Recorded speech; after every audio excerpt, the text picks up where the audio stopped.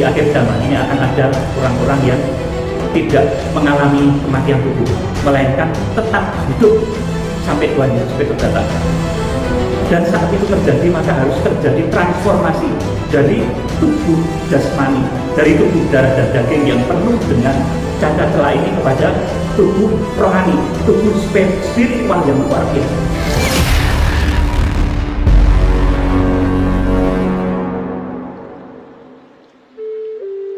Shalom, saudaraku yang dikasihi Tuhan. Ya, pagi hari ini kembali saya akan sampaikan firman Tuhan. Judulnya transformasi tubuh darah daging menjadi tubuh kemuliaan. Ini merupakan satu pekerjaan berat, saudaraku, di mana di akhir zaman ini akan ada orang-orang yang tidak mengalami kematian tubuh. Jadi di akhir zaman akan ada orang-orang yang tidak mengalami kematian tubuh, melainkan tetap hidup sampai Tuhan Yesus Kristus datang. Dan saat itu terjadi, maka harus terjadi transformasi dari tubuh jasmani, dari tubuh darah dan daging yang penuh dengan cacat celah ini kepada tubuh rohani, tubuh spiritual yang luar biasa. Inilah yang saya sebut dengan transformasi tubuh darah daging menjadi tubuh kemuliaan. Oleh karena itu, di dalam kitab Wahyu ini tokoh-tokoh yang akan dipakai oleh Tuhan untuk melaksanakan transformasi tubuh dari tubuh darah daging menjadi tubuh kemuliaan ini, tokoh-tokohnya disebut sebagai malaikat-malaikat sidang. Wahyu pasal 1 ayat 16 dan ayat 20, kemudian Wahyu pasal 2 dan Wahyu pasal 3. Tokoh-tokoh yang akan membimbing jemaat-jemaat akhir zaman untuk mengalami transformasi tubuh darah daging menjadi tubuh kemuliaan yang dahsyat. Ini mereka disebut malaikat sidang. Disebut juga 7 bintang yang digenggam di tangan kanan Imam Besar Agung. Disebut juga 7 guru. Saudara dikasihi Tuhan Yesus Kristus. Ini satu pekerjaan yang tidak ringan, satu pekerjaan yang berat, baik bagi orang-orang yang menjadi pelaksana, tokoh-tokoh kegerakan ataupun jemaat-jemaat yang terprogram oleh Tuhan untuk melakukan rencana Tuhan di akhir zaman ini. Jadi mengubahkan tubuh yang fana menjadi tubuh kemuliaan. Ini sesuatu yang tidak mudah, dan ini melalui perjuangan yang berat. Dan ini hanya akan bisa dipahami oleh orang-orang yang mau rendah hati. Saudara, kalau orang yang merasa sombong, sudah tahu, sudah mengerti, nanti tidak akan tahu hal ini. Bahwa di akhir zaman akan terjadi satu transformasi luar biasa. Bukan kepada 1-2 orang, tetapi kepada sekumpulan orang banyak, orang-orang yang dipilih Tuhan, yang disebut mempelai wanita, anak domba Allah. Mengubah sel-sel tubuh yang fana ini menjadi sel-sel energi spiritual yang luar biasa. Saudara, di akhir zaman akan ada sekumpulan, sekelompok besar orang banyak yang akan dikaruniai Tuhan kemampuan untuk melakukan transformasi dari bentuk tubuh darah daging ini menjadi tubuh kemuliaan. Saudara, pada umumnya ini semua orang ini akan mati. Ini pada umumnya ya saudaraku. Pada umumnya sebagian besar ini orang akan mati dan baru kemudian di akhir zaman akan mengalami transformasi menjadi tubuh kebangkitan. Dan ini memakan waktu yang cukup lama dari dia mati kemudian dibangkitkan, itu memakan waktu yang cukup lama. Bisa puluhan tahun atau bukan, atau bahkan juga ratusan tahun atau bahkan ribuan tahun. Itulah sebabnya saudaraku, manusia pada umumnya itu takut dengan yang disebut dengan kematian, saudaraku. Jadi manusia itu takut dengan kematian karena ketika dia harus mengalami transformasi ini betul-betul tubuhnya harus mati. Saudara, kemudian menunggu puluhan tahun, ratusan tahun, bahkan ribuan tahun untuk dibangkitkan lagi. Itulah sebabnya manusia itu pada sifat dasarnya adalah takut mati. Saudaraku, meskipun ada orang yang bilang nggak takut, saudaraku, tapi sebetulnya takut. Karena dia akan mengalami fase yang disebut, saudaraku, fase perubahan ketika tubuh darah daging menjadi tubuh kemuliaan. Ini pada orang umum, ini bisa puluhan tahun, ratusan tahun, atau bahkan ribuan tahun untuk bisa diubahkan. Ya serak ya saudaraku, bukan sakit, ini serak saudaraku. Jadi itulah sebabnya manusia itu pada umumnya takut dengan kematian, karena saudaraku, jarak antara dia mati dengan ketika dia dibangkitkan itu memakan waktu yang lama. Ada yang puluhan tahun, yang mungkin meninggal pada saat-saat ini, saudaraku. Ada yang ratusan tahun. Itu para saudaraku, orang-orang kudus di abad-abad terdahulu. Kemudian ada yang ribuan tahun. Itu orang-orang kudus pada zaman Yesus, pada zaman sebelum Yesus. Saudaraku, itulah sebabnya secara daging manusia itu memang takut dengan kematian. Kemudian saudaraku, ini ada beberapa orang yang berhasil melalui fase transformasi ini secara langsung. Alkitab mencatat tokoh itu seperti Henokh, kemudian Elia. Mereka diangkat oleh Tuhan dan tidak mengalami fase kematian. Nah, ini nanti yang akan kita capai di dalam kegerakan kitab Wahyu, di dalam kegerakan saudaraku akhir zaman yang dahsyat ini. Kalau dahulu yang bisa melakukan ini adalah Henokh dan Elia. Ini Henokh diangkat itu di dalam Kejadian pasal 5 ayat 21 sampai 24. Kemudian Elia diangkat itu 2 Raja-Raja 2 ayat yang ketiga sampai dengan 11. Saudaraku, jadi ada orang-orang khusus yang tidak mengalami fase kematian. Dan ini nanti yang akan kita upayakan di akhir zaman, yang akan kita kejar di akhir zaman. Kemudian saudaraku, ada pribadi dahsyat yang bisa mengalahkan alam maut itu dalam hitungan hari, yaitu Tuhan Yesus Kristus.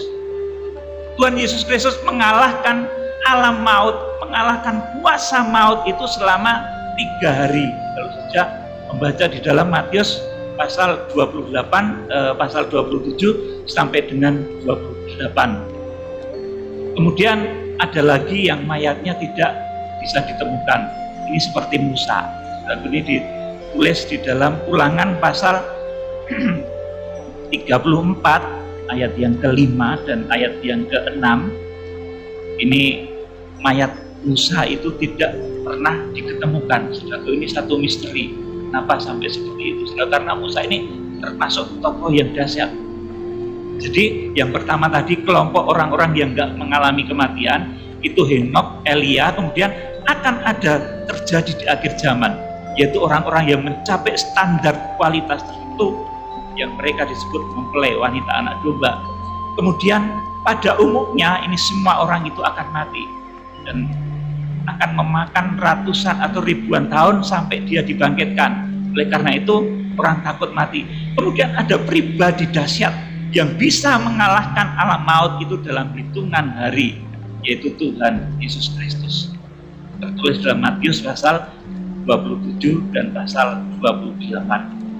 Kemudian ada pula ini orang luar biasa, tokoh luar biasa yang mayatnya itu tidak pernah diketemukan. Kita akan baca Ulangan pasal 34 ayat 5 sampai 6. Saya mohon Pak Rudi membacakannya.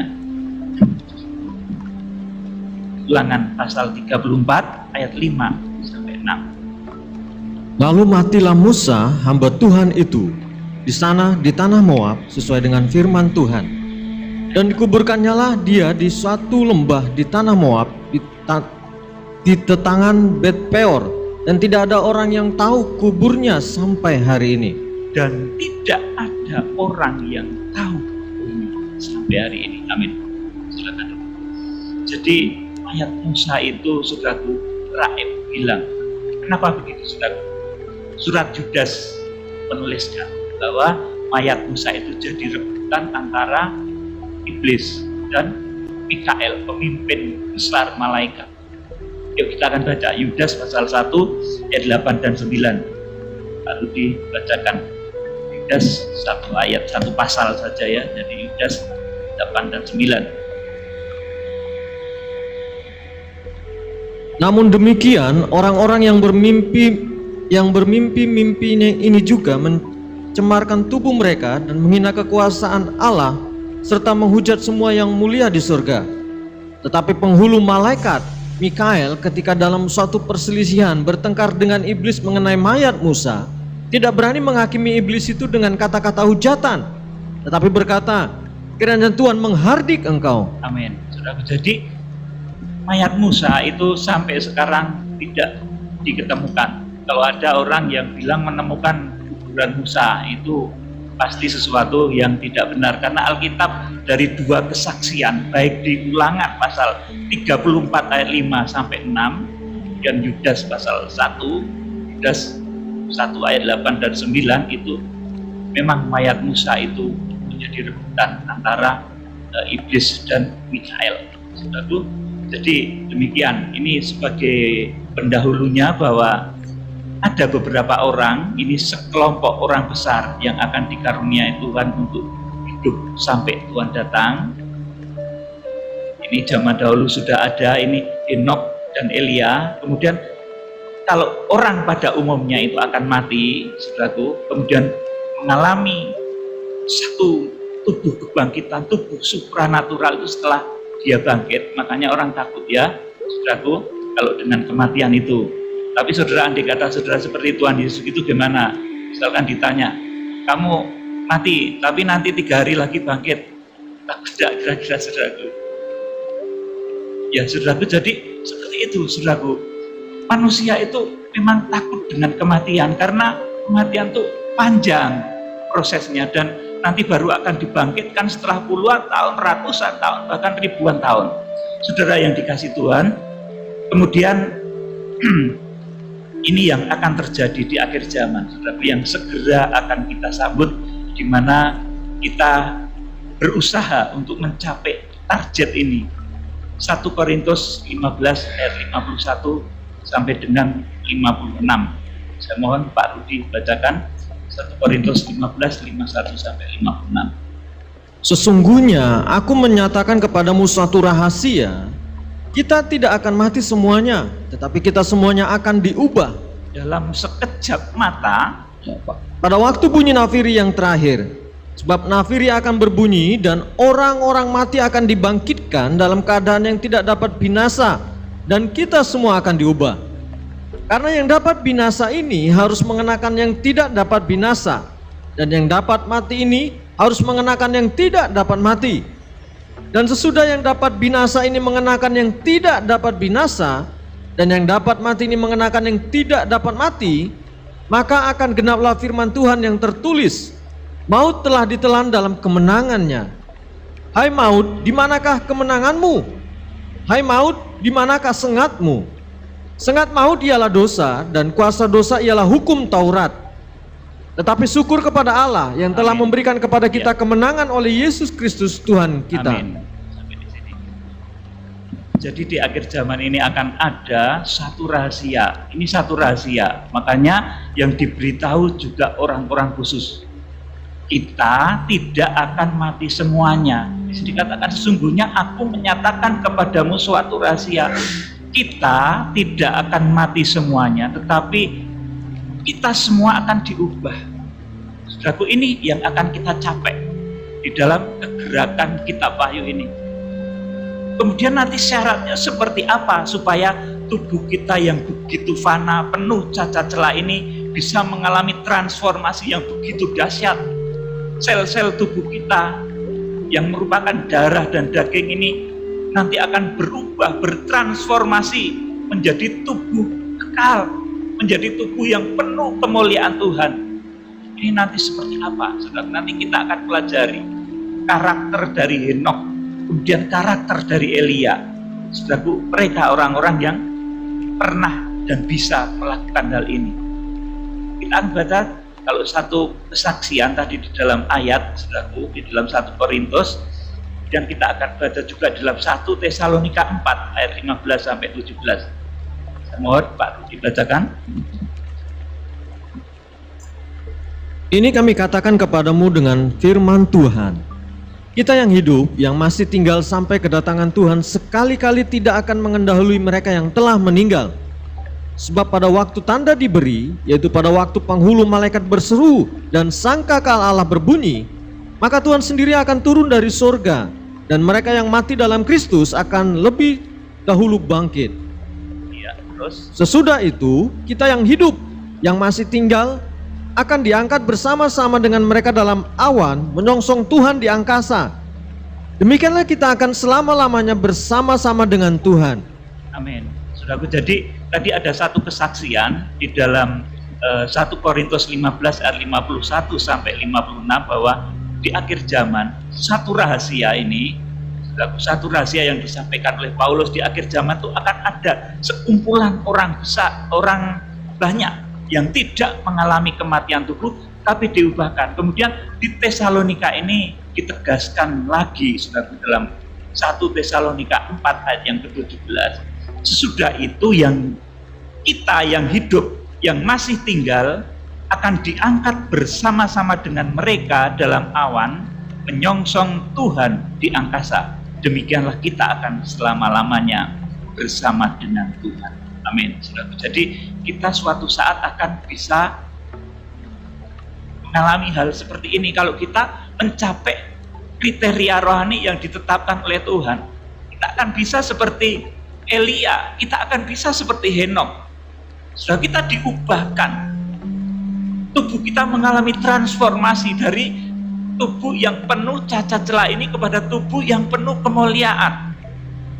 Saudaraku, kemudian cara supaya tubuh kita ini bertransformasi dari keadaan hidup-hidup kepada tubuh kemuliaan, ini bukan cara yang mudah. Oleh karena itu kita perlu belajar manajemen tubuh sebagai bait suci. Kita mengatur segenap organ tubuh kita ini untuk memiliki sifat dan karakter bait suci Allah, dari ujung rambut sampai ujung kaki. Kalau kita memiliki sifat dan karakter bait suci Allah ini, saudaraku, dalam keseharian kita menerjemahkan kemauan Roh Kudus itu dalam setiap gerakan, dalam setiap apa yang kita kerjakan. Maka saudara nanti akan menjadi orang-orang yang bisa diharapkan untuk mengalami transformasi besar-besaran di akhir zaman ini. Saudara, kalau musik itu ada ritme, ada iramanya, ada musik dangdut, saudara, jogetnya. Kalau dangdut itu ya tentunya lenggak-lenggok, saudara. Kemudian ada lagi musik gambus, saudara, itu ada iramanya, jogetnya juga sendiri, saudara. Di sini kalau Roh Kudus itu ada di dalam diri kita, dalam diri saudara, saudara juga akan memiliki satu perbuatan, satu aktivitas yang menunjukkan bahwa saudara itu penuh Roh Kudus. Orang yang penuh Roh Kudus itu gimana, toh, saudaraku? Apa yang lenggak-lenggok, saudaraku? Yang seperti orang menari, kalau ada musik dangdut itu orang yang penuh Roh Kudus, saudaraku. Apa yang seperti itu?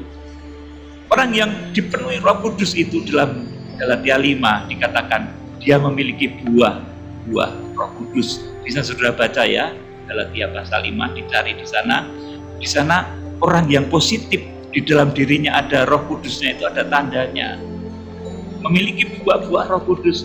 Nah, orang-orang yang nanti akan diprogram oleh Tuhan supaya tidak mengalami kematian tubuh itu orang yang di dalam hidupnya memiliki buah-buah Roh Kudus. Gerakan-gerakan tubuhnya itu mencerminkan gerakan-gerakan Roh Kudus. Saudaraku, seperti tadi saya sampaikan, kalau musik berirama dangdut itu ya goyangannya begitu, saudaraku. Musik rohani yang berirama dangdut juga ada ya, saudaraku, dan itu bagus. Sudah bisa bergoyang-goyang, saudaraku. penuh dengan Roh Kudus, tapi jangan overacting juga. Kemudian saudaraku, bilang macam-macam saudaraku dan menjadi tidak sopan. Karena Roh Kudus itu sopan, saudaraku. Kalau sudah penuh Roh Kudus, meskipun iramanya dangdut ya, dangdut yang sopan, saudaraku. Amin, saudaraku. Jadi demikian, saudaraku. Jadi cara supaya tubuh kita ini bertransformasi dari keadaan hidup-hidup kepada tubuh kemuliaan, ini pekerjaan berat. Maka berulang kali di dalam kitab Wahyu, tokoh-tokoh yang dipakai itu disebut sebagai 7 malaikat. Karena mereka itu menghubungkan dunia manusia, dunia lahiriah ini kepada dunia supranatural.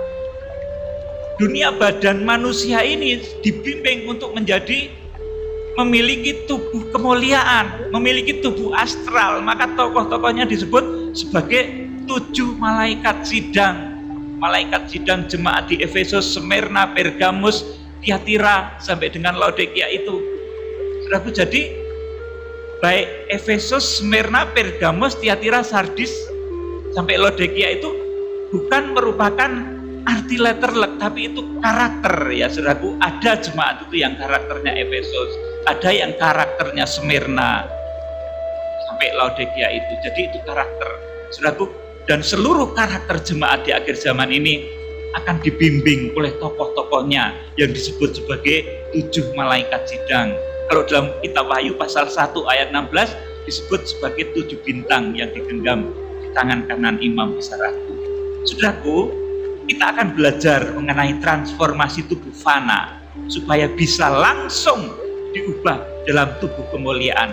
Karena kitab Wahyu ini segera digenapi dan ini waktunya sudah genap, sudah dekat. Dan waktunya sudah dekat. Dan segala daya yang kita lakukan itu kita dasarkan, kita alaskan kepada kekuatan kurban Kristus. Kita akan belajar dari tokoh-tokoh yang sudah bisa melakukan transformasi tubuh dari tubuh jasmani langsung kepada tubuh spiritual. Kita akan belajar pertama dari Henok. Ini Kejadian pasal yang ke-5 ayat 21 sampai 24 yang dibacakan baru di Kejadian pasal 5 ayat 21 sampai 24. Setelah Henok hidup 65 tahun, ia memperanakkan Metusalah, dan Henok hidup bergaul dengan Allah selama 300 tahun lagi. Setelah ia memperanakkan Metusalah dan ia memperanakkan anak-anak lelaki dan perempuan, jadi Henok mencapai umur 365 tahun, dan Henok hidup bergaul dengan Allah. Lalu ia tidak ada lagi, sebab ia telah diangkat oleh Allah. Amin. Jadi Henok itu, saudaraku, disebut di sini Henok itu bergaul dengan Allah. Saudaraku, ini orang yang pertama diangkat ya saudaraku, diangkat. Dia tidak ditemukan lagi. Saudaraku. Ini Henok ini orang yang hidup bergaul dengan Allah. Di sini di ayat 22 dikatakan, dan Henok bergaul dengan Allah selama 300 tahun lagi setelah ia memperanakkan Metusalah dan ia memperanakkan anak-anak laki-laki dan perempuan. Jadi Henok mencapai umur 365 tahun dan Henok hidup bergaul dengan Allah. Lalu ia tidak ada lagi sebab ia telah diangkat oleh Allah. Amin. Bergaul, bergaul dengan Allah. Bergaul itu apa, saudaraku?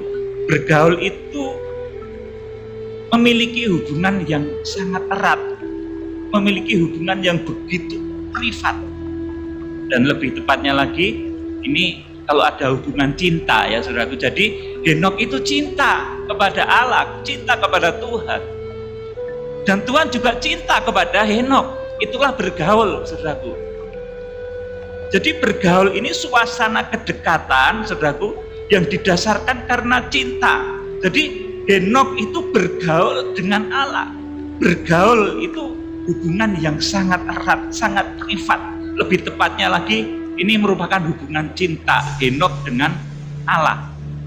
Jadi orang yang nanti diharapkan di akhir zaman ini untuk bisa mengalami keubahan, transformasi dari tubuh yang fana ini menjadi tubuh astral, tubuh supranatural yang di dalam Wahyu pasal 12 itu nanti ketika itu terjadi disebut harpazo. Saudaraku, Wahyu pasal 12 ayat yang kelima, saudaraku, itu orang-orang yang bergaul dengan Allah. Bergaul itu sangat dekat, sangat intim, saudaraku, dan saling mencintai. Henok mencintai Allah, Allah mencintai Henok. Saudara juga harus belajar berupaya demikian supaya saudara ini mencintai Tuhan Yesus Kristus, mempelai pria surga, dan Tuhan Yesus juga mencintai saudara, mempelai wanitanya. Ya saudaraku, jadi kata bergaul ini sangat bagus ya saudaraku kalau diterapkan kepada orang yang saling mencintai. Misalkan Pak Rudi bergaul sangat dekat dengan Ruti, itu ya bagus karena suami istri bergaul ya saudaraku, intim. Tapi kalau misalkan saya bergaul dengan Pak Rudi, ya ini laki-laki sama laki-laki, kurang begitu. Ya ini bisa, tapi bergaul dalam arti umum, saudaraku. Tapi ini bergaul dalam arti khusus.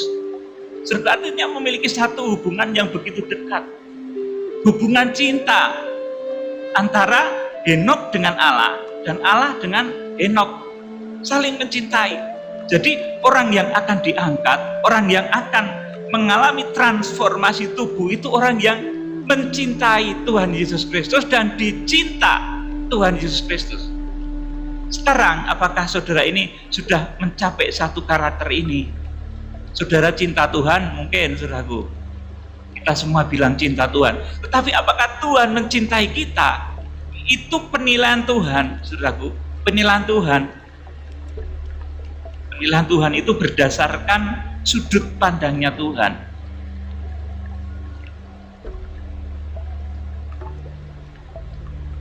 Jadi orang yang akan mengalami harpazo, orang yang akan mengalami transformasi dari kondisi tubuh jasmani menjadi tubuh spiritual yang dahsyat, itu adalah orang-orang yang cinta kepada Tuhan Yesus Kristus. Dan kemudian juga Tuhan Yesus cinta kepada orang tersebut. Saudaraku, maka di akhir zaman Tuhan itu tampilnya sebagai mempelai pria. Mempelai pria yang datang kepada mempelai wanitanya. Kalau mempelai pria itu datang, saudaraku, mengenai waktu, hari, bulan, tanggal, saudaraku, tahun kedatangannya, Tuhan pasti kasih tanda. Seorang suami mempelai pria itu kalau bepergian, saudaraku, dia pasti mengasih tanda pada istrinya. Ma, aku akan pulang nanti jam 2 malam. Pasti dikasih tanda. Saudaraku, tapi kalau anak kecil enggak, saudaraku. Anak kecil, orang kekristenan yang masih kanak-kanak rohani tidak dikasih tahu, dibiarkan tidur aja. Yang dikasih tahu itu mempelai. Makanya kita melalui pengajaran kitab Wahyu, kita paling tidak memiliki tanda bahwa kedatangan Tuhan sudah semakin dekat. Saat ini kedatangan Tuhan Yesus sudah semakin dekat. Kalau sudah menyimak skema dari kitab Wahyu yang sudah kita pelajari bersama, saudaraku sudah akan mengerti bahwa kedatangan Tuhan itu sudah sangat dekat.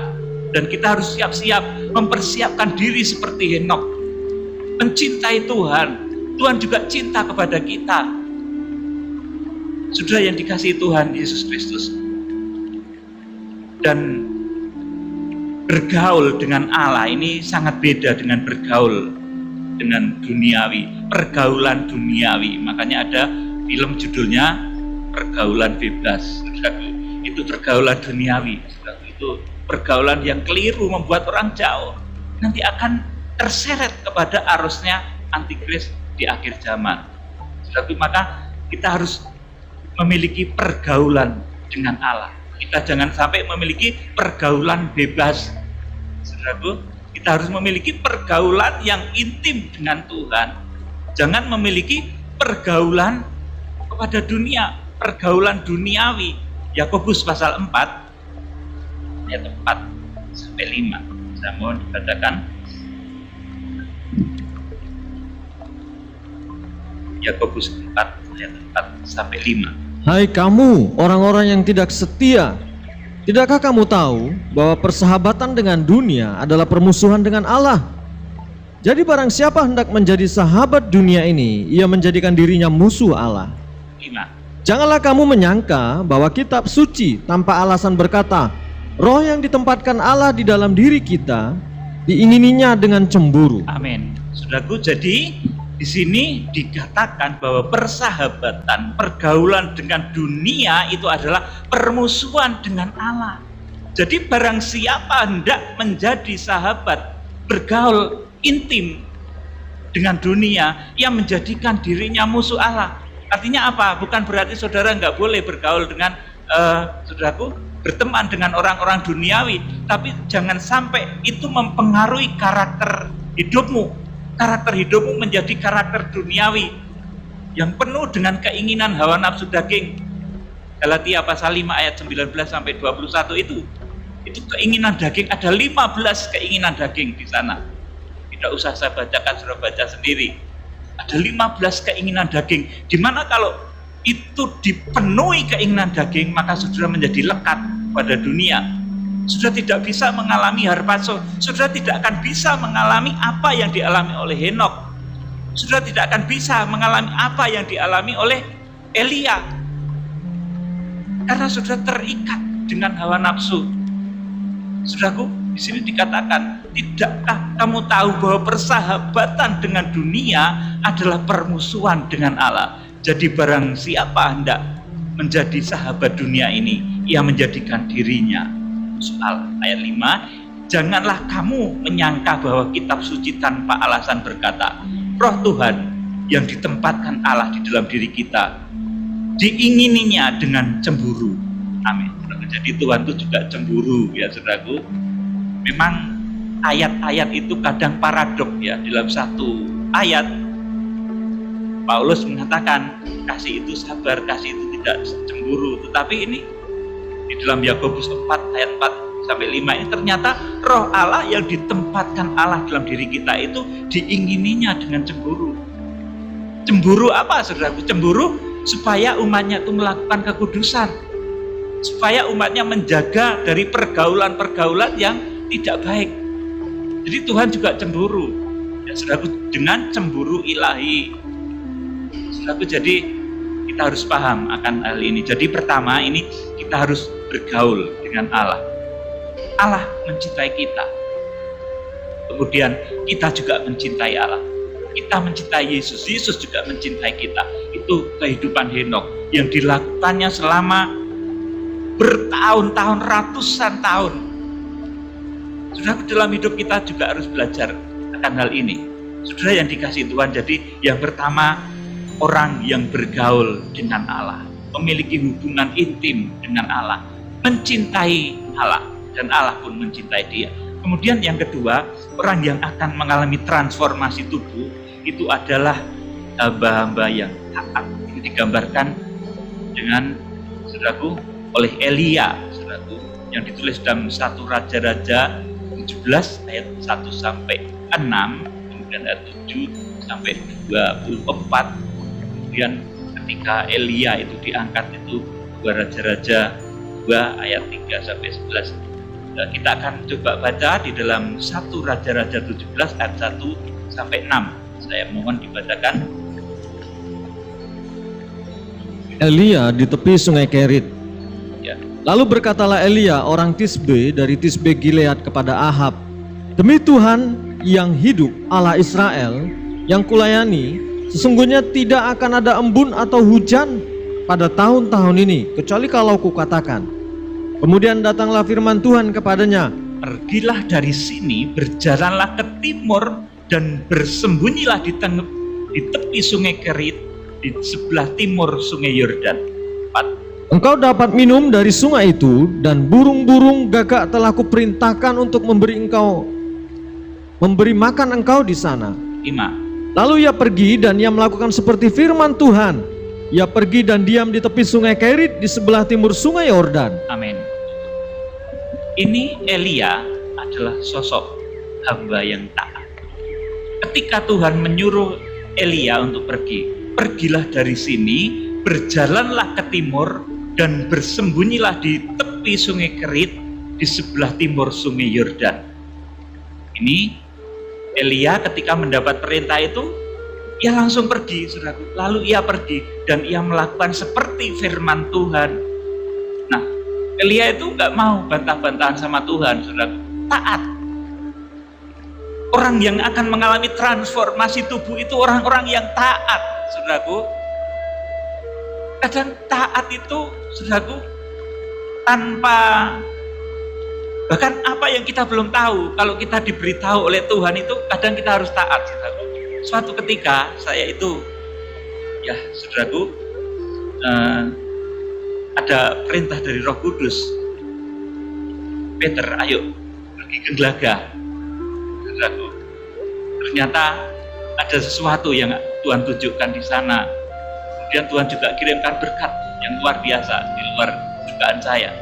Saudaraku, seperti itu. Kadang-kadang Tuhan itu menyuruh seseorang itu seperti, saudaraku, apa yang kita nggak paham. Kita melakukan sesuatu yang kadang kita belum paham, tapi kalau kita taat, saudaraku, karena firman Tuhan, Tuhan itu segala sesuatu yang sulit dipahami. Kalau Tuhan itu begitu mudah dipahami, maka Tuhan tidak dahsyat. Tetapi karena Tuhan itu begitu sulit dipahami, saudaraku, maka Tuhan kita adalah Tuhan yang begitu dahsyat. Seperti ketika ini, saudaraku, Elia ini disuruh, pergilah dari sini, berjalanlah ke timur, bersembunyilah di tepi sungai Kerit, di sebelah timur sungai Yordan. Engkau dapat minum dari sungai itu, dan burung-burung gagak telah kuperintahkan untuk memberi makan engkau di sana. Elia enggak ratakon meneh, tenan buat Tuhan nih burung gagak ini panganan aku, saudaraku. Elia enggak tanya seperti itu, wes taat manut sama perintah Tuhan.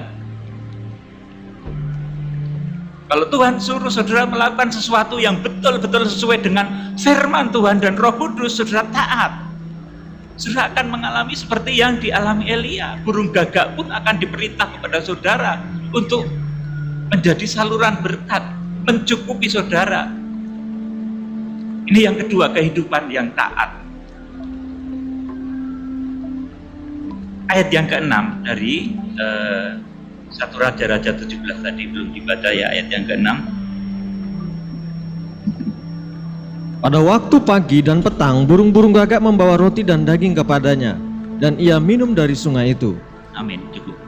Jadi betul seperti apa yang dikatakan oleh Tuhan, bahwa ternyata burung-burung gagak itu membawa roti dan daging kepadanya, dan ia minum dari sungai itu. Elia ini hamba yang taat. Saudara juga harus belajar, kita semua belajar menjadi hamba yang taat. Sekalipun kadang satu perintah itu kita terima, kita belum tahu maksudnya. Apa iya burung gagak kok ngewehi aku roti dan daging, ini kan mustahil, saudaraku. Ini sesuatu yang nggak masuk akal. Tetapi ketika kita taat kepada Tuhan, yang tidak masuk akal itu akan terjadi. Itulah Tuhan yang dahsyat. Makanya yang tidak masuk akal pun nanti akan terjadi. Tubuh saudara yang penuh, mungkin banyak sakit penyakit, ada yang sakit ginjal, sakit paru-paru, saudaraku, berbagai kelemahan, penyumbatan pembuluh darah. Kalau saudara betul-betul taat kepada firman Tuhan, itu akan mengalami transformasi. Saudara akan diubahkan, diproyeksikan oleh Tuhan menjadi mempelai yang nantinya akan diangkat hidup-hidup pada saat Tuhan Yesus Kristus datang. Saudaraku, itu yang dinyatakan Rasul Paulus dalam 1 Korintus 15 ayat 51 tadi. Ini rahasia. Satu rahasia yang akan dipahami oleh orang-orang khusus. Saudara yang dikasih Tuhan, ini ketaatan Elia yang pertama, saudaraku. Kemudian ketaatan selanjutnya kita akan baca 1 Raja-Raja 17 ayat 9 dan 10 baru dibacakan.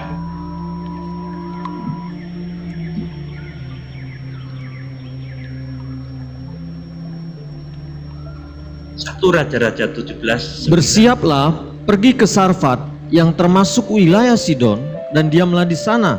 Ketahuilah, aku telah memerintahkan seorang janda untuk memberi engkau makan. Sesudah itu ia bersiap lalu pergi ke Sarfat. Setelah ia sampai ke pintu gerbang kota itu, tampaklah di sana seorang janda sedang mengumpulkan kayu api. Ia berseru kepada perempuan itu, katanya, "Cobalah ambil bagiku sedikit air dalam kendi supaya aku minum." Amin. Sampai di sini. Jadi ini yang kedua, ini ketaatan Elia ketika disuruh ke Sarfat, bahwa di sana nanti dia akan menemukan seorang janda yang akan memberi makan kepada Elia. Ini Tuhan yang mengatakannya. Kenapa yang memberi makan ini justru janda Sarfat, bukan orang kaya atau mungkin Isabel yang kaya raya, istrinya Raja Ahab?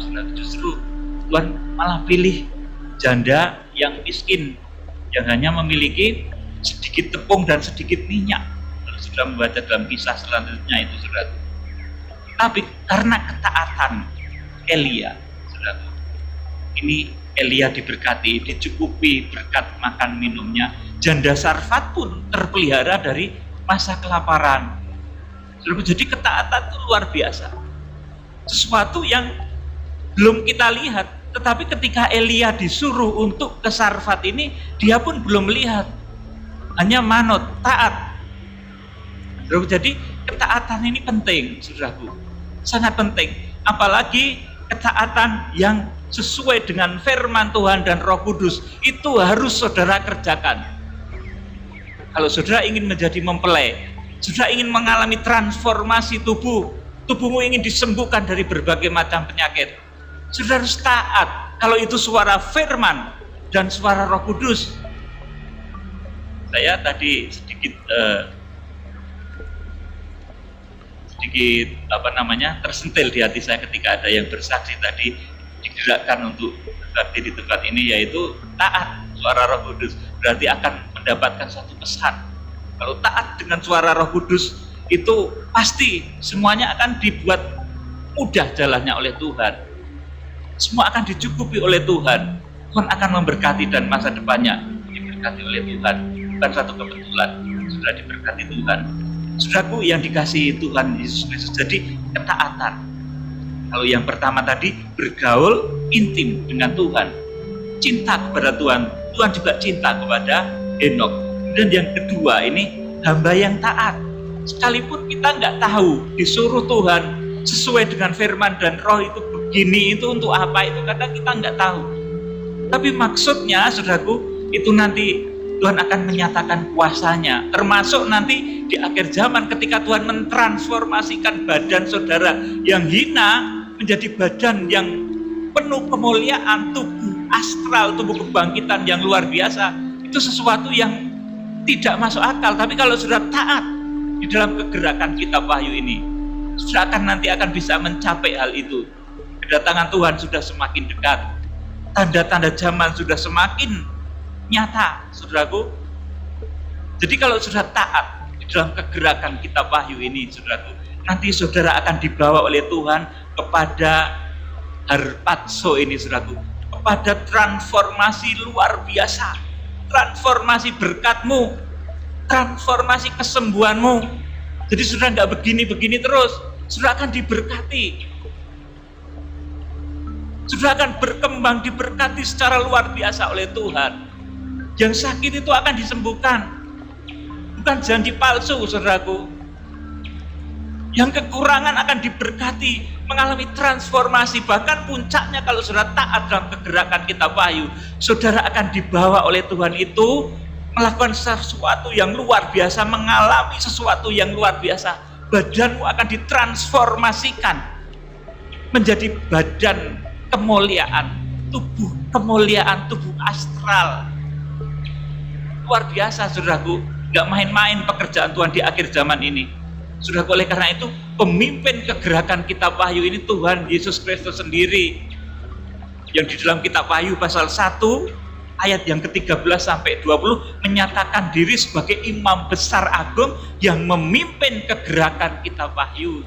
Jadi lewat kegerakan kitab Wahyu kita akan jangkau bangsa-bangsa.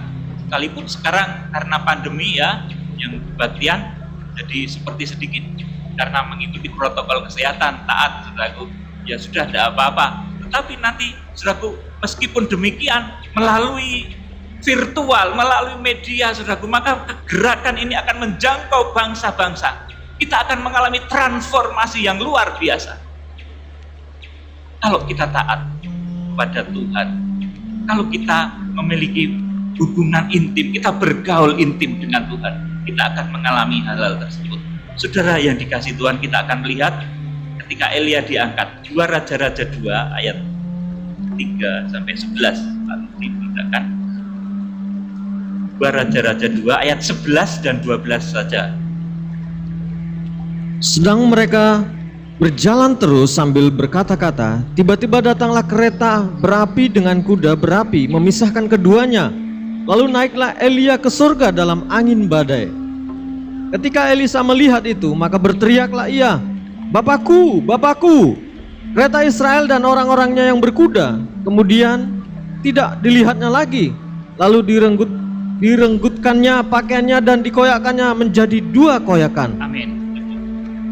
Jadi ini akibat ketaatan Elia, ini Elia akhirnya diangkat, saudaraku. Kalau dia diperintah oleh Tuhan ke satu tempat akan dipelihara oleh burung, itu perintah yang mustahil, saudaraku. Tapi Elia taat. Akhirnya Elia diberkati. Ketika Elia disuruh ke Sarfat, di sana nanti akan Tuhan persiapkan seorang janda untuk memberi makan dan minum, saudaraku. Elia taat tanpa banyak tanya, saudaraku. Lewat ketaatan itu akhirnya, saudaraku, pribadi Elia, karakter Elia ini terdidik. Taat kepada suara firman dan Roh Kudus, akhirnya dia bisa mengalami transformasi tubuh yang luar biasa. Jadi yang pertama tadi seperti Henok itu karena dia bergaul intim, saudaraku. Kemudian yang kedua ini orang-orang yang taat yang akan mengalami transformasi tubuh. Bukan hanya transformasi tubuh ketika Tuhan Yesus datang, transformasi saat ini, transformasi berkat. Sudah mungkin bertanya, kok Pak Peter berkata demikian? Yuk kita akan lihat bersama-sama kalau sudah taat dengan firman dan Roh Kudus. Berkatmu pun akan diubahkan oleh Tuhan, mengalami transformasi yang luar biasa. Sakit penyakitmu pun akan dijamah Tuhan, mengalami transformasi yang luar biasa. Saudara saya, ketika mau menyampaikan firman ini tadi ada satu tertekan berat ya saudaraku. Puasa ke-8 tidak senang kalau saya menyampaikan hal ini, saudaraku. Tapi setelah menit ke-10 dan selanjutnya itu sudah menjadi ringan. Saudaraku, jadi kalau saudara itu memiliki pergaulan yang intim dengan Tuhan, tidak memiliki pergaulan dengan dunia yang memabukkan, menyesatkan, saudaraku, pergaulan dunia yang membuat saudara itu jatuh dalam keinginan dosa, maka saudara akan mengalami transformasi seperti Henok. Kalau saudara itu taat dengan suara Roh Kudus, Roh Kudus itu tentunya kalau berbicara pasti sesuai firman. Jadi nggak ada Roh Kudus ngomong tidak sesuai firman, itu nggak ada. Roh Kudus kalau bicara pasti sesuai firman. Karena itu nanti di Wahyu pasal 12 itu merupakan 2 sayap burung nasar besar yang membuat saudaraku tubuh yang bertransformasi tadi mampu peugo, lari, hilang, lenyap, dan terbang. Saudaraku, sesuatu yang dasar itu ternyata didasari oleh pertama pergaulan yang intim dengan Tuhan, kemudian yang kedua saudaraku didasari oleh ketaatan kepada suara firman dan Roh Kudus. Roh Kudus itu pasti sesuai firman. Firman itu pasti sesuai Roh Kudus. Saudaraku, kalau ada sudah sinkron sedemikian, ada perintah yang sinkron sedemikian, saudara taat, lihatlah, saudara akan mengalami transformasi yang luar biasa dalam hidupmu. Sakitmu disembuhkan, berkatmu itu, saudaraku, akan dibuat Tuhan secara ajaib luar biasa seperti ketaatan Elia ini tadi, seperti ketaatan janda Sarfat juga dipelihara. Ketika 3,5 tahun masa kelaparan besar, orang-orang semuanya kesulitan, janda Sarfat malah melimpah. Saudaraku yang dikasih Tuhan, jadi untuk bisa mengalami transformasi tubuh darah daging langsung menjadi tubuh kemuliaan, ini kita harus meneladani Henok yang bergaul intim dengan Allah. bergaul intim dengan Allah. Sudah, kemudian yang kedua, kita harus meneladani Elia yang taat tanpa syarat kepada perintah firman dan Roh Kudus. Jadi kalau ada perintah firman dan Roh Kudus, itu taati, sudah akan mengalami transformasi dalam berkatmu, di dalam kesembuhanmu, bahkan transformasi luar biasa di akhir zaman ketika tubuhmu nanti, sel-sel tubuhmu itu diubahkan menjadi tubuh astral, tubuh kebangkitan, tubuh kemuliaan yang luar biasa.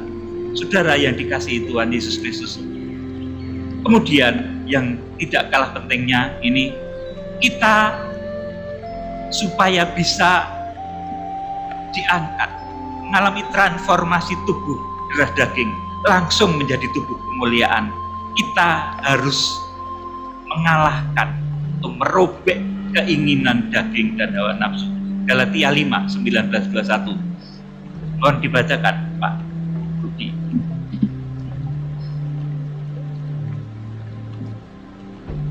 19 sampai 21. Perbuatan daging telah nyata, yaitu percabulan, kecemaran, hawa nafsu, penyembahan berhala, sihir, perseteruan, perselisihan, iri hati, amarah, kepentingan diri sendiri, percideraan, roh pemecah, kedengkian, kemabukan, pesta pora, dan sebagainya. Terhadap semuanya itu kuperingatkan kamu, seperti yang telah kubuat dahulu, bahwa barang siapa melakukan hal-hal yang demikian, ia tidak akan mendapat bagian dalam kerajaan Allah. Amin. Saudaraku, jadi kita selain kita memiliki karakter seperti Henokh yang bergaul intim dengan Allah, kemudian seperti Elia yang taat, kita juga harus merobek tirai daging, keinginan hawa nafsu daging.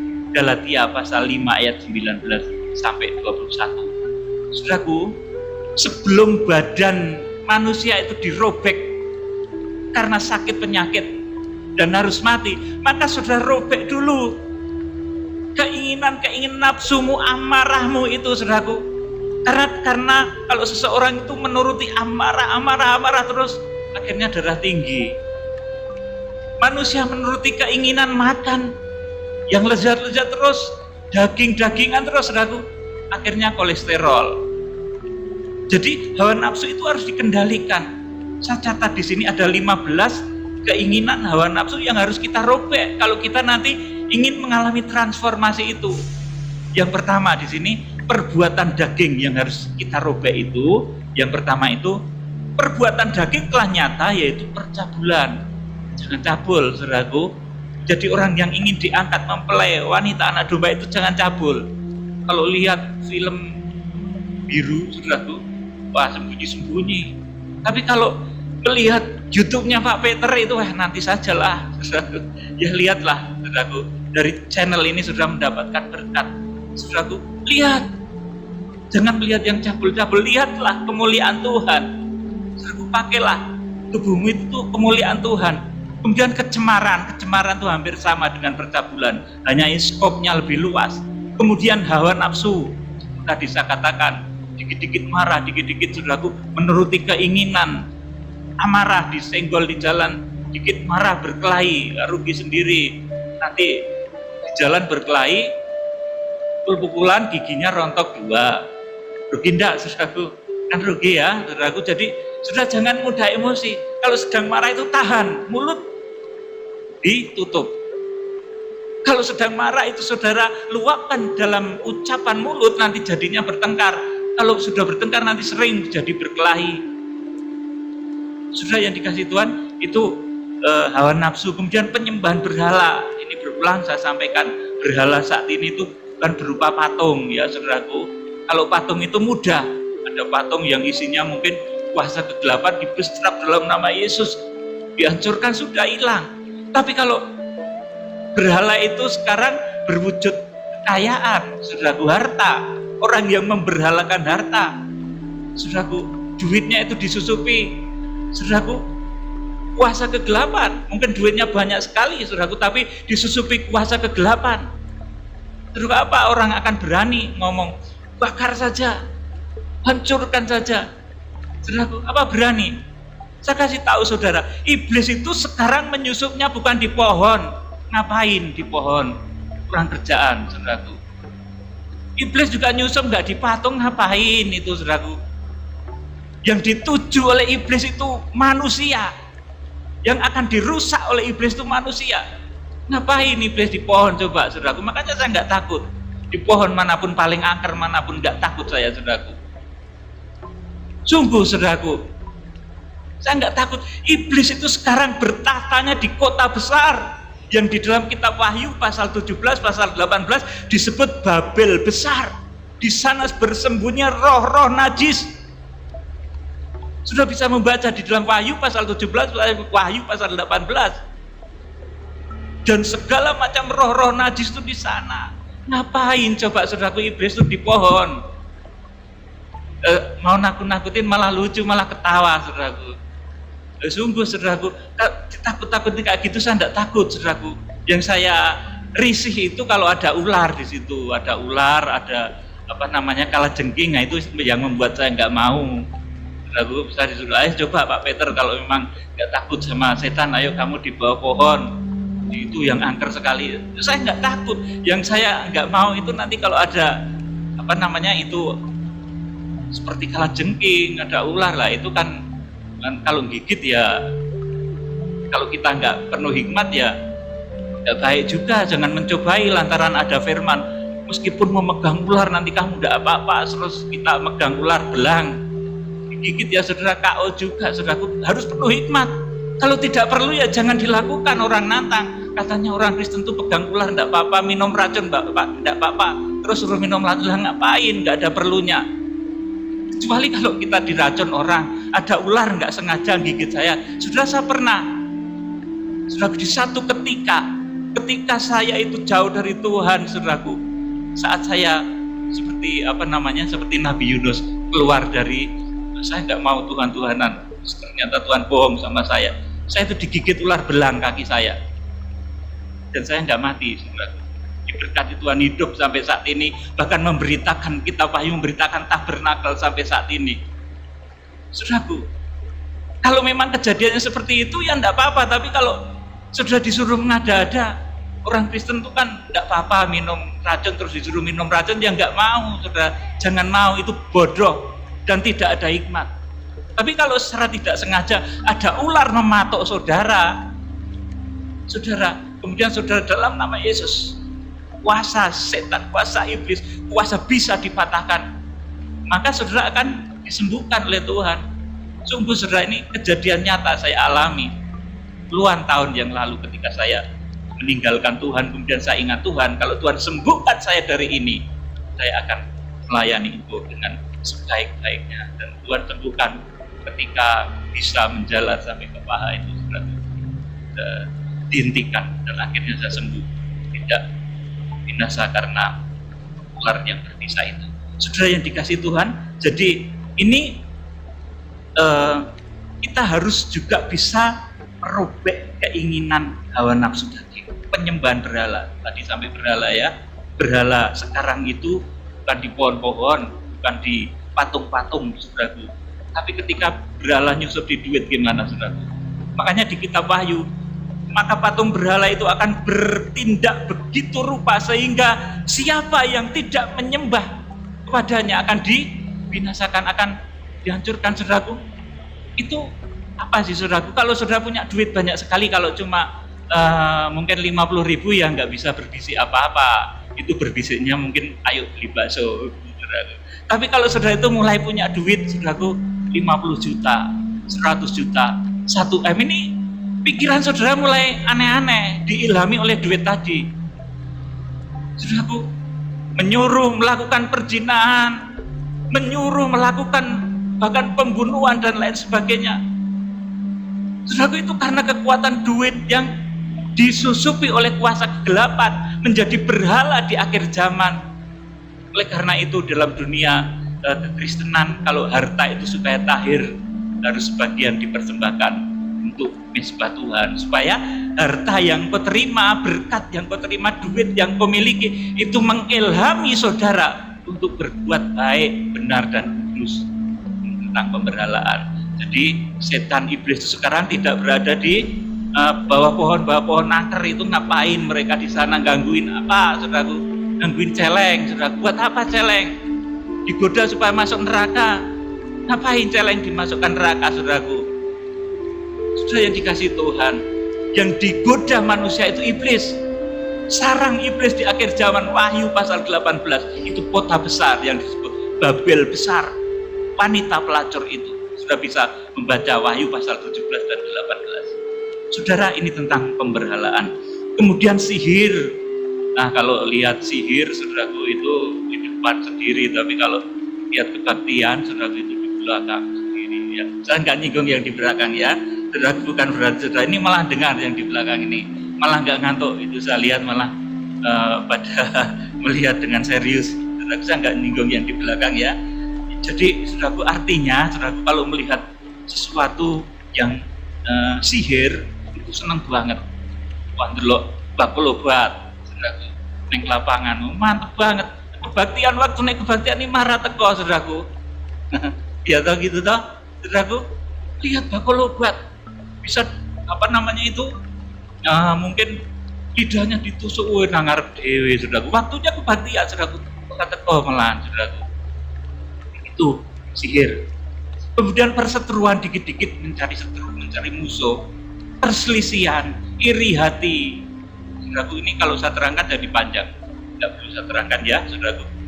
Renungkan sendiri. Kemudian kepentingan diri sendiri, percidraan roh pemecah, kedengkian, kemabukan, pesta pora, dan sebagainya. Saya catat ada 15 macam keinginan daging yang harus kita robek supaya nanti kita bisa mengalami transformasi tubuh, supaya kita bisa mengalami sesuatu yang dahsyat. Saudara, tubuh yang diliputi kuasa Tuhan itu nanti puncaknya akan diangkat. Puncaknya akan diubahkan menjadi tubuh astral, tubuh kemuliaan.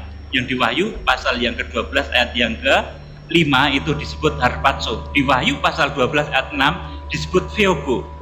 Saudaraku, ini saudaraku, tubuh yang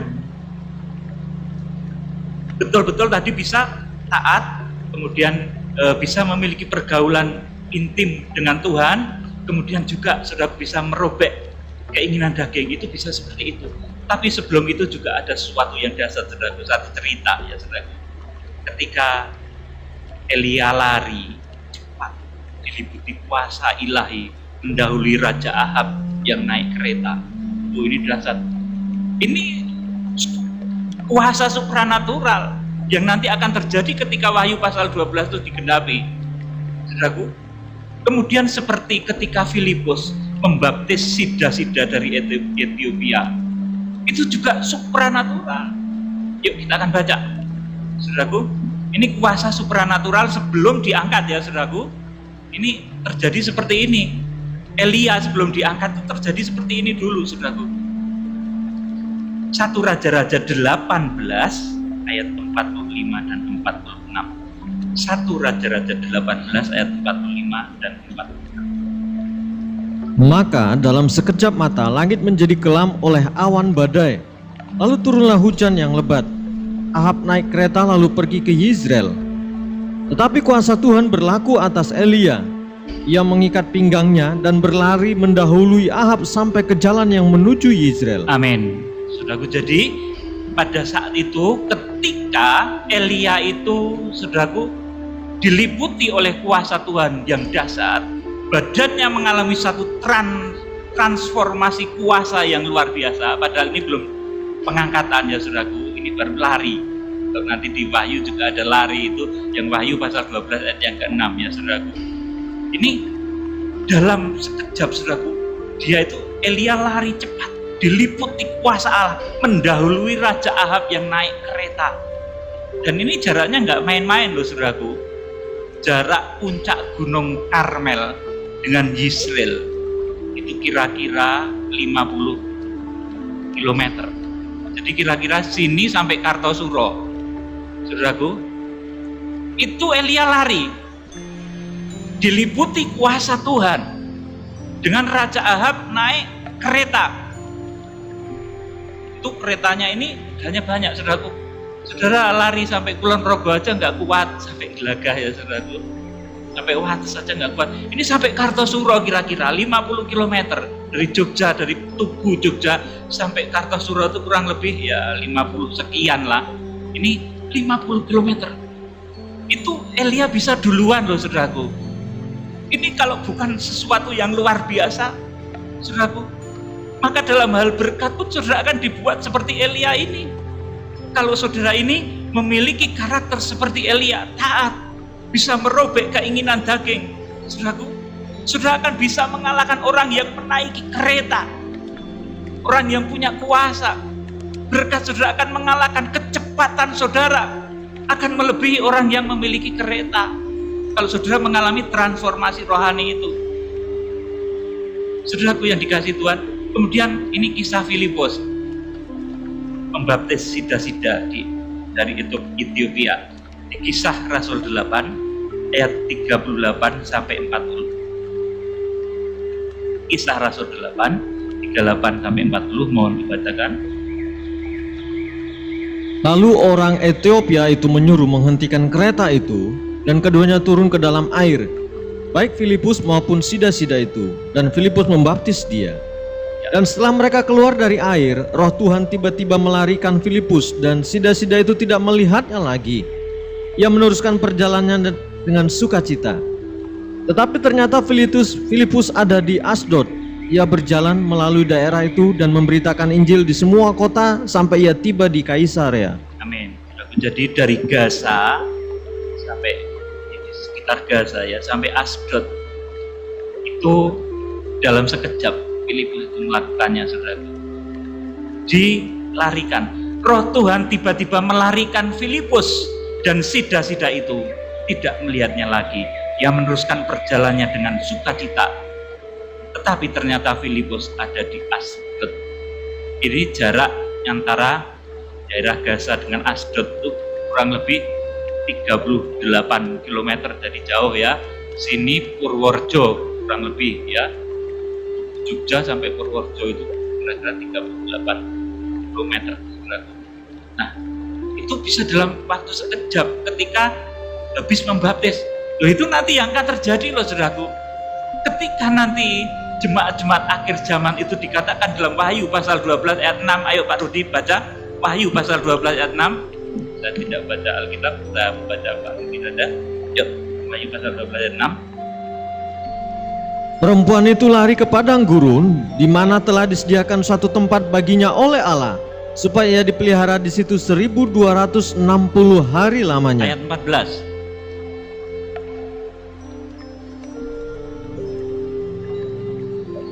Ya.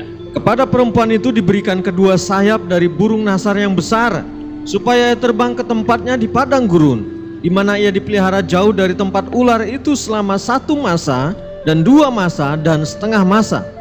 Amin. Ya, jadi apa yang dialami oleh Filipus tadi ketika dibawa lari dalam sekejap, saudara, ini juga akan terjadi. Kuasa yang meliputi Filipus ini nanti akan meliputi gereja akhir zaman, orang-orang percaya di akhir zaman yang mencapai standar kriteria tertentu, yang dimana sifatnya tadi sudah saya sampaikan, seperti Henokh, seperti Elia, dan bisa merobek keinginan-keinginan daging. Nanti pada saat Wahyu pasal 12 ayat 6 ini digenapi, mereka akan dibawa dengan kuasa Allah yang luar biasa. Maka jangan takut. Yang sudah sepuh mungkin jalan saja lambat sekali, gedol gitu, yang gendut sudah mungkin. Jangan takut. Ketika itu akan ada kuasa Allah yang meliputi saudara untuk menyelamatkan saudara dari bahaya yang akan terjadi di dunia ini, yaitu bahaya masa antikris. Sudah akan ditransformasi oleh Tuhan. Badan saudara yang mungkin mengalami kelemahan akan ditransformasi oleh Tuhan menjadi tubuh astral, tubuh yang dahsyat, yang membuat saudara ini akan berjalan secara luar biasa. Di pasal 12 ayat yang ke-6 dan ke-14 nanti kejadiannya seperti itu. Jadi jangan takut, ibu yang sudah tua ya saudaraku, yang sudah sepuh, bapak-bapak yang sudah sepuh, jangan takut, karena yang terjadi pada saat itu kuasa Tuhan akan menaungi saudara dan saudara akan dibawa seperti Filipus itu. luar biasa. Dan ini mengandung arti juga saat ini, kalau saudara bisa memiliki karakter Henokh yang memiliki karakter, saudaraku, bergaul intim dengan Tuhan, memiliki karakter Elia yang memiliki ketaatan luar biasa tanpa babi bu. Kalau disuruh oleh Tuhan itu taat ya taat, saudaraku. Kemudian orang yang bisa merobek keinginan daging, maka saudara nanti akan mengalami transformasi dalam hal berkatmu, dalam hal kesembuhanmu, di dalam hal nanti saudara ketika Wahyu pasal 12 ini digenapi, betulan nanti saudara akan ditransformasi oleh Tuhan dengan kuasanya. Tubuh saudara akan diubahkan menjadi tubuh yang dahsyat, kuasa Allah yang luar biasa. Saudaraku yang dikasihi Tuhan, kiranya Tuhan memberkati saudara dengan roh hikmat dan wahyu. Kitab Wahyu ini hanya dipahami oleh orang yang mau rendah hati. Saudaraku yang mau merendahkan diri, kalau tidak rendah hati, merasa sombong, merasa tahu, tidak akan paham dengan kitab Wahyu. Saudaraku, kiranya Tuhan memberkati saudara. Ayo kita akan sambut perjamuan kudus